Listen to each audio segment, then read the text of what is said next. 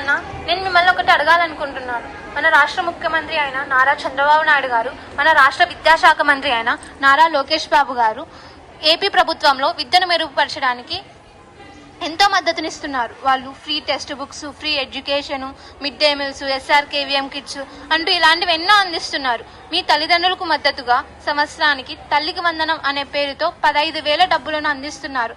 మన బడి మన భవిష్యత్తు, పాల్యాబ్లు, PMC సౌకర్యాలు, drinking water facilities, digital class rooms అంటూ ఇవన్నీ ఎన్నో అందిస్తున్నారు. ఇవన్నీ ఎవరి కోసం అందిస్తున్నారు అనుకుంటున్నారు? ఎందుకు అందిస్తున్నారు అనుకుంటున్నారు? ఇవన్నీ మా కోసం అందిస్తున్నారు, మా చదువుల కోసం అందిస్తున్నారు, మా భవిష్యత్తు కోసం అందిస్తున్నారు.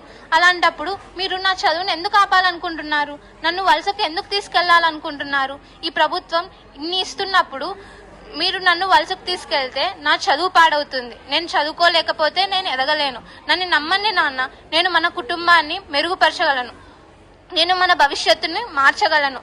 దయచేసి ఏవో కారణాల వల్ల నా చదువును ఆపకండి.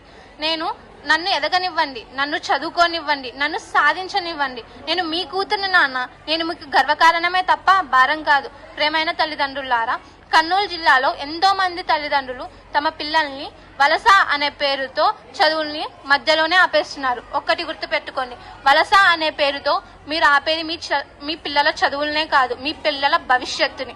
దయచేసి ఇప్పటికైనా మమ్మల్ని అర్థం చేసుకోండి. ఇప్పటికైనా మమ్మల్ని వలసకు తీసుకెళ్లకుండా మమ్మల్ని చదువుకొనివ్వండి. మీ సహకారంతో మేము ఎంతో గొప్ప స్థాయికి ఎదగలము. మేము ఎన్నో రంగాలలో ముందుకు రాగలము. గొప్ప గొప్ప టీచర్స్, లాయర్స్, సాఫ్ట్వేర్ ఇంజనీర్స్ అంటూ ఎన్నో రంగాల్లో మేము ముందుకు రాగలం. ఈ దేశ అభివృద్ధికి యువత సహకారం చాలా అవసరం. దయచేసి ఇప్పటికైనా మాకు ఒక అవకాశం ఇవ్వండి. మేము నిరూపించుకోగలం. మమ్మల్ని నమ్మండి, మేము మిమ్మల్ని గర్వపడేలా చేస్తాము. నేను చివరికి ప్రతి ఒక్క తల్లిదండ్రులకు నేను చెప్పేది ఏమిటంటే, వలస వద్దు, చదువే ముద్దు.